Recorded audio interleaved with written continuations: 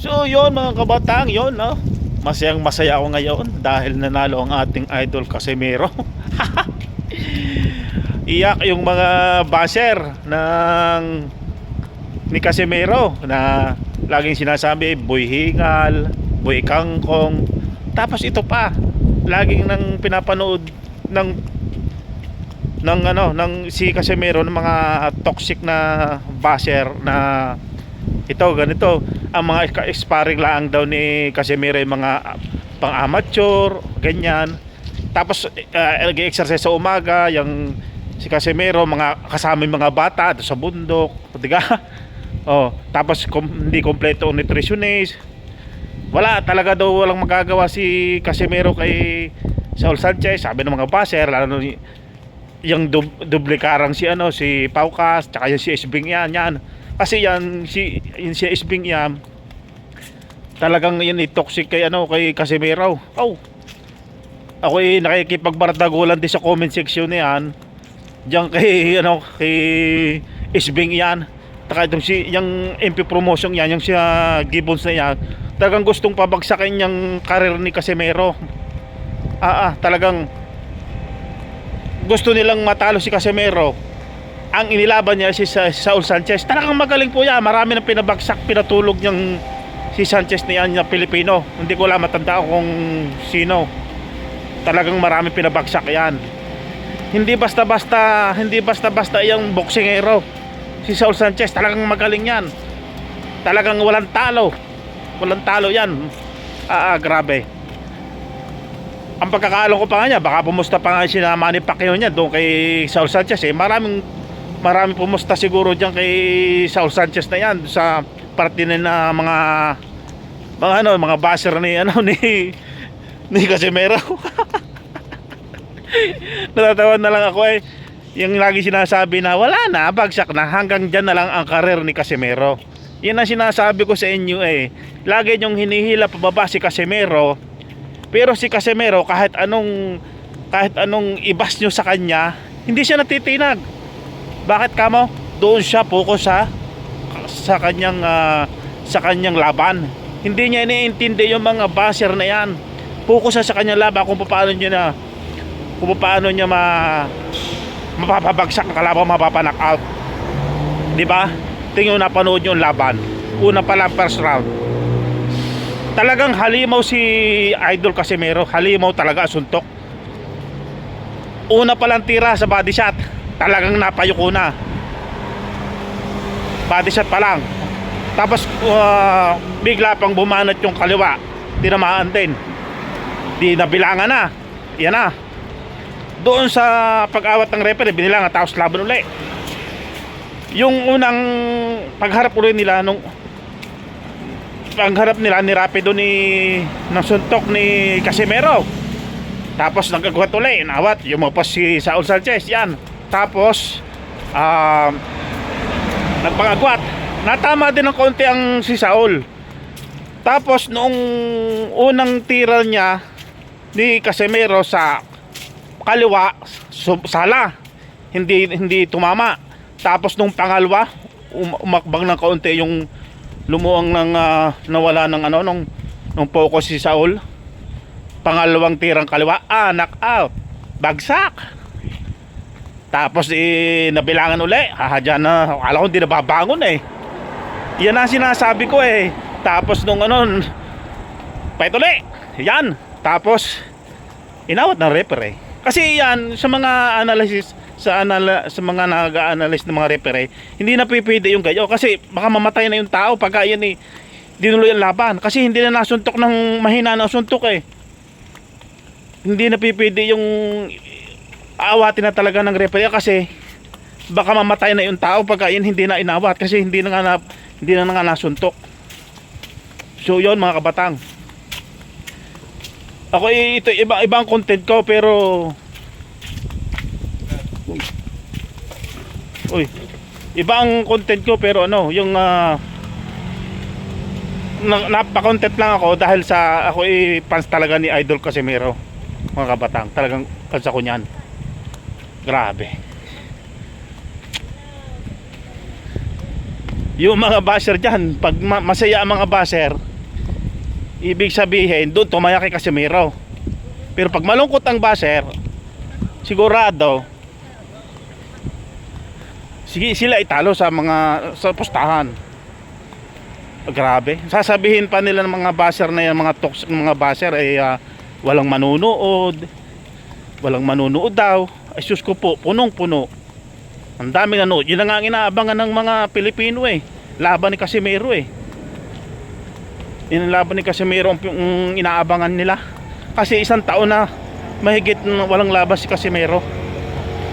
Ngayon lang uli na ngayon lang na naulit. Naulit. Di ba? Kaya yung mga basher ni Casimiro, iyak na yan.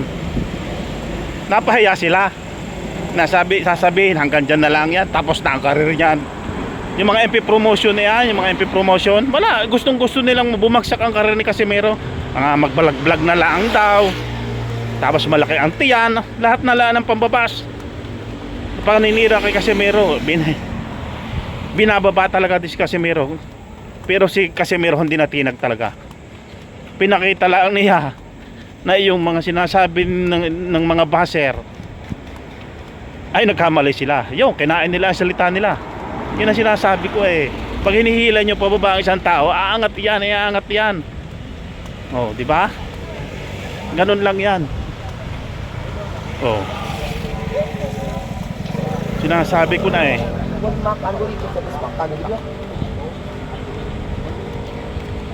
Ako'y walang posta. Ako'y walang posta di yan. Pero hindi ako pumusta kasi nga pre-pre ko na talaga si Casimiro na manalo. Yan.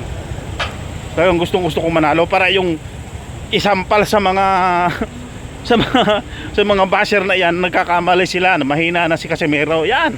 Mahina ba yung gayaan? Halimaw. Oh. Round 1 lang yan. Oh.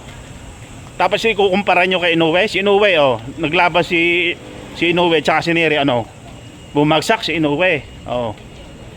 Muntik nang hindi nakabangon. Ang tagal bago tumindig ni Inoue, oh, di ba? Oh. Tapos ikukumpara nyo doon kay Casimiro. Kaya yan hindi nilalabanan agad ni Inoue kasi nga may paglalagyan sila. May paglalagyan yung Inoue yan ng hari ng Japan na yan. Oh, di ba? Sinasabi ko na eh. Yan ang inaabangan ko. Yung kay kaya doon ako naniniwala doon sa mga hindi mga balagar na kontra kay kina Casimiro yan, si na Kuya Lods. Doon kayo maniwala kay na Kuya Lods, kina Tata. Yan ang tunay na nagsasabi. Na laging walang laban. Tapos balita pa nung sa sukbit na hindi matutuloy ang laban gawa ng mataas ng timbang. Eh nakuha naman ang timbang ni Casimiro. Oh, di ba? Nakuha niya. Tubig lang ang ininom niya. Tubig. Tapos masad lang. Ayun ang nagsasabi si Kuya Lods, oh. Diba? Yun ang sinasabi ko eh. Kaya tuntua ako yung mga toxic na basher ni Casimiro, sinampal. Tapos sasabihin nyo, mahina ang kalaban. Anong mahina? Sasabihin, hingal-hingal. Oh, yan. Round 1 lang, hingal. Oh, di ba? Yung sinasabi ng boy kang buhingal, yan sinasabi ninyo. Sampal sa inyo ngayon yan. Oh. Yun na eh. Kaya nag-aabang ako ng mga vlogger na kagaya ng kanina na manood ko si Paukas. Na rehydrate na nga si Casimiro. Ang lakas pa. Ang nagsasabi pa si Kuya Lods, tubig lang inom niya, tas minasahe lang ng efficient oil. Oh, kasi nga hindi masyadong nakuha ang timbang, pero nakuha niya ang timbang kasi nagtimbang din sila. Ako nakuha niya ang timbang. O, di ba? Oh. Partida pa yan, partida. Oh, wala pang kain. Oh. So sasabihin niyo mahina. Sabihin niyo mahina pa yan si Casimiro. Ano 'yon? Mahina pa rin 'yon. Wala na akong magawa sa inyo mga basher kayo. Kung sasabihin ninyong mahina yan, tumbang ang kalaban, inawat na ng referee. Oh. Yun na yung sinasabi ko eh. Kaya congrats kay Idol Casimiro. Pagpatuloy mo lang yan. Ikaw na lang ang nag-iisang sikat na boksingero dito sa Pilipinas. Si Idol Casimero lang ang sikat na sikat ngayon na boksingero sa Pilipinas. Kaya yan ay laman na ng sa social media lagi si Casimero. Kahit walang laban, isang taon na nga walang laban, laman lagi ng mga vlogger yan si Casimero. O di ba? Tapos ngayon pa lalong lalakas yan, lalong sisikat yan. Oh, hindi mo basta-basta ang kalaban niya ano yun, mahina, malakas, super lakas, walang talo, walang katalo-talo, puro knockout nga ang kalaban ni Sanchez nung nakaharap niya si Casimero, di ba? Siya ang knockout. Kasi ang style kasi ni Casimero, kung napanood nyo yung tinuruan ni Senior Mayweather, si Casimero, yung patagilid ang kanyang style. Si Casimero parang style Davis yan ang style niya. Nakikita ko style Davis kasi nga tinuruan nga yan ng ni Senior Mayweather, kaya ang style niya yung iba parang alam Mayweather, mahirap patamaan yan. Tapos makunot pa ang mukha ni Idol Casimero, di ba? Parang pag sinuntok siya, nasunod lang yung mukha niya, hindi niya pag tinamaan parang nasunod lang, kaya hindi siya matamaan ng solid. Iba talaga ang style ni Casimero. Kumbaga siya kung gifted na boksingero talaga. Tapos isang taon nga mahigit ang wala siyang laban, sasabihin mahina na yan, wala na. Di ka? Nagkamali ngayon mga basher na yan. Pinakita lang ni Idol Casimero na yung mga basher na yan, hindi niya naiintindi. Focus sa laban. Di ba? Ngayon, milyon-milyon na naman nakikitain ni Idol Casimero. Kaya inggit na naman yung mga basher.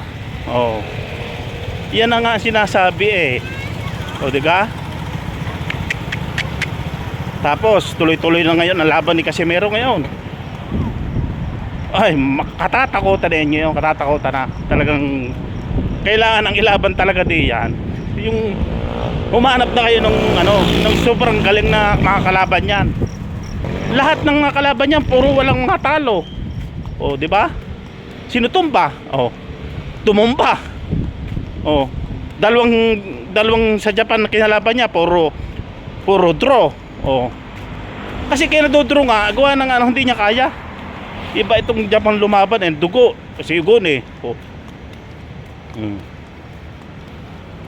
Kayo na ang humusga. Bahala na kayo. Kayo mga basher kayo. Basher nga kayo Kahit pa anong galing ni Casimero, wala, babas pa rin kayo. Hanap kayo ng paraan para ibas yung tao. Pero wala na sa kanya yan. Mainggit na lang kayo kasi paldong si Casimero. So yun mga kabatang, ako ay nag-reaction video lang sa laban ni Casimero. Kaya suportahan natin yan, si Idol Casimero. Siya lang ang nag-iisang sikat na boksingero sa Pilipinas.